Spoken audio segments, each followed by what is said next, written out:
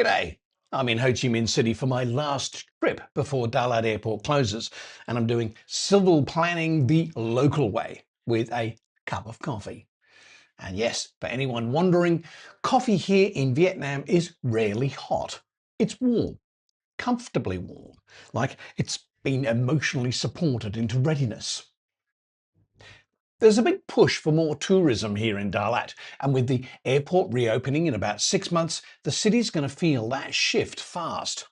More flights means more visitors, and more visitors means more moments where small frictions become big problems. So, this video is going to be in two parts. Part one for the local government and businesses here, the other for foreigners who are planning on coming here and checking out the country I believe is paradise on earth.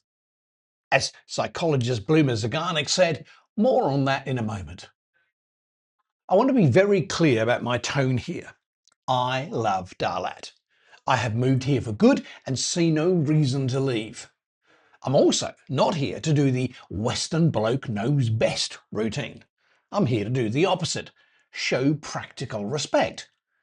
The old ways have worked for a long time because the volume was manageable and relationships solved what systems didn't.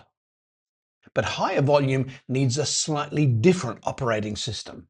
Same heart, better scaffolding. So here's my big idea. If the Vietnam government wants foreign tourism, then local businesses have to decide whether that feels like chaos or opportunity. And most of the improvements to manage the predicted influx of foreigners are small, cheap, and completely doable. So, what businesses can improve quickly without losing the soul of Dalat? 1. English support that's realistic, not perfect. English is a major barrier right now, especially in restaurants. And here's the tricky part. Many places already have English on the menu, which raises expectations. But the staff can't actually support an English-speaking customer once questions begin. So the fix isn't everyone must become fluent. That's unrealistic. The fix is every venue needs a minimum viable English system. Now, practical options are one frontline staff member per shift who can handle basics confidently. A small set of standard phrases everyone learns, such as the welcome, how to order, wait time, payment, and apologies. A simple point and order menu design that works even when conversation doesn't. A QR code that opens a clean bilingual menu with photos for key items. And a WhatsApp number on the menu for quick translation help used discreetly. This isn't about bending over backwards. It's about avoiding confusion, embarrassment, and that subtle tension people carry when they feel lost. Second, the wine and beer thing. Okay, I'm going to say this with affection. If you're selling white wine or beer to foreign tourists, it needs to arrive cold. Not room temperature, then we all wait 20 minutes while it thinks about becoming cold. A small upgrade here makes a venue instantly feel international without becoming pretentious.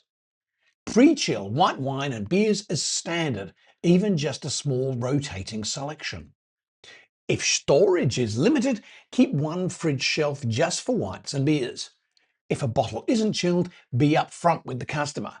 This bottle needs 20 minutes. Would you like a chilled option now? Train staff to proactively offer chilled alternatives rather than leaving customers to negotiate awkwardly. Foreign tourists don't interpret warm white wine or beer as local charm. They interpret it as the people here don't quite get how this works, and then they spend their money elsewhere. That's not moral judgment, it's just consumer psychology. 3. Make the first 30 seconds effortless. Tourists decide whether a place is easy almost instantly. Some simple wins here. Clear opening hours that are accurate.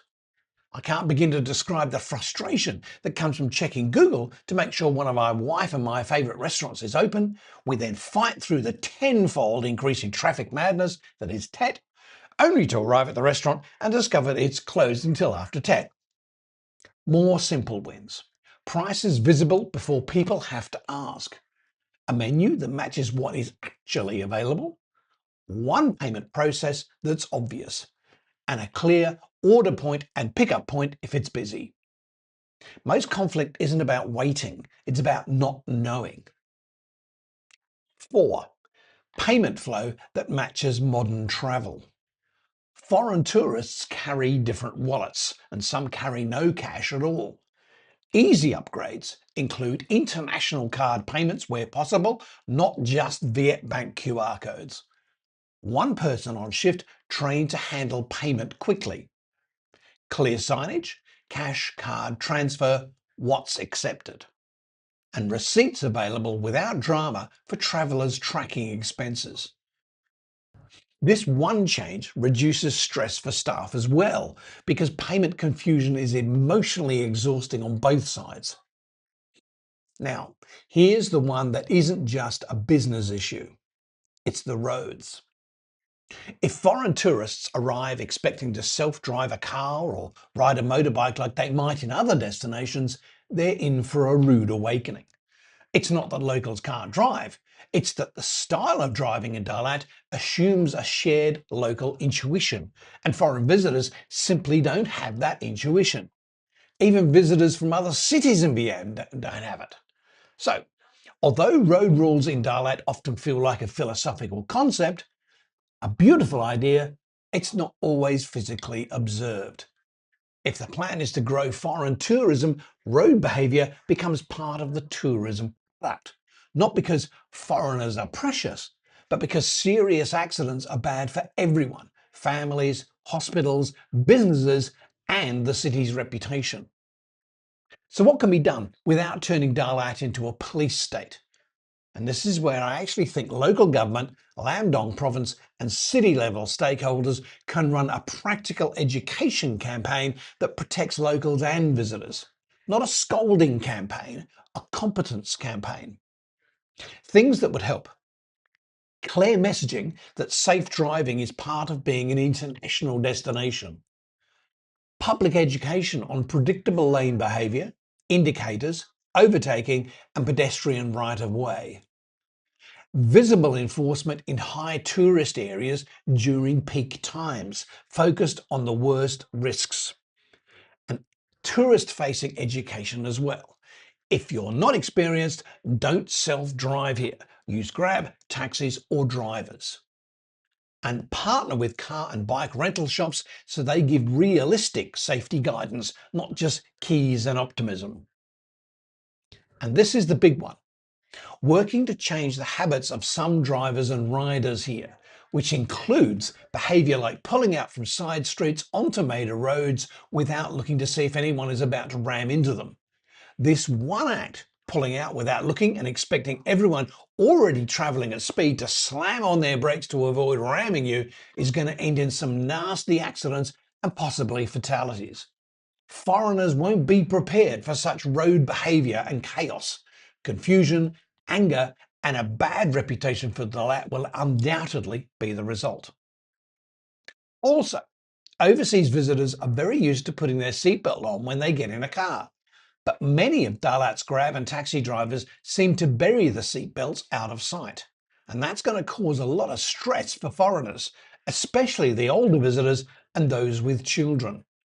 Again, this will likely cause negative reviews about the city on TripAdvisor. Just some thoughts. The goal is fewer crashes, fewer injuries, less stress, and a city that feels safe enough for families and older travellers, not just the brave and the lucky. Here's why the old ways worked and why the next stage is different. The old approach worked because relationship and flexibility solved problems. If something was confusing, people talked it through. That's human, and it's part of what makes this place feel so alive. There was also relatively low volume of traffic. But high volume tourism punishes ambiguity. People don't get more patient, they get more overwhelmed. So the next stage is not become Western. No one wants that. Westerners like me are here precisely because we escaped from the West. The last thing we want is Dalat turning into some facsimile of it. But the next stage is become clearer. Clarity protects everyone: staff, owners, locals, visitors. So here's a simple 6-month readiness approach.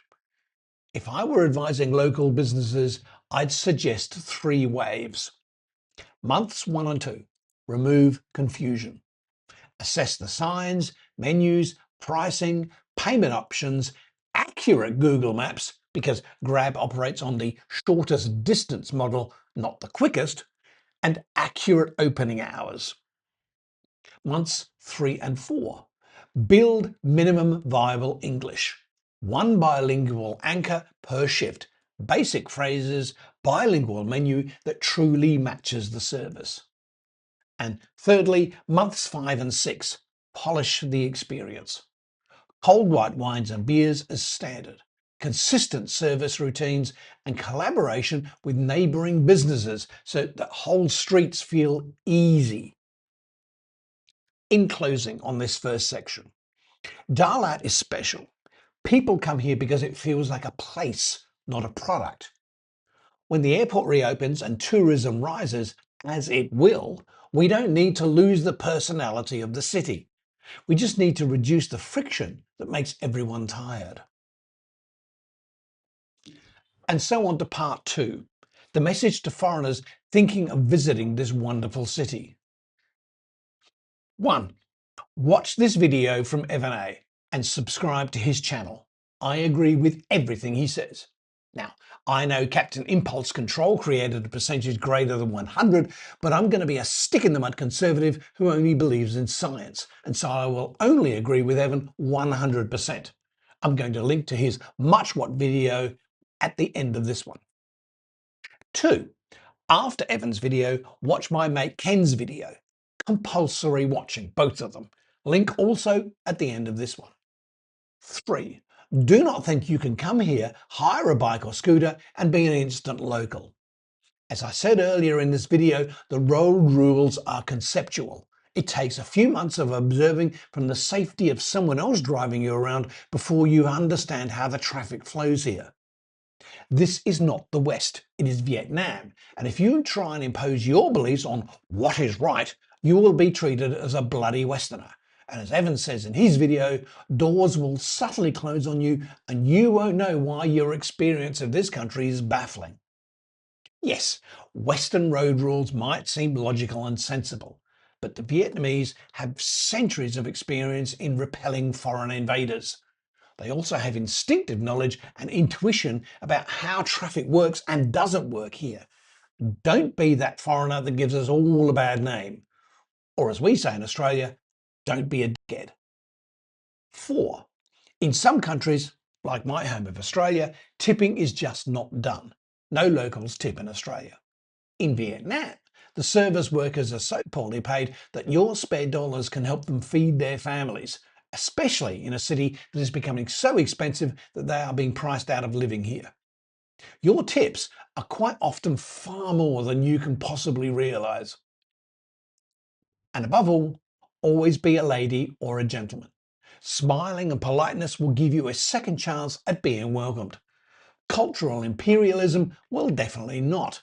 Just ask the Chinese, the French and the Septics.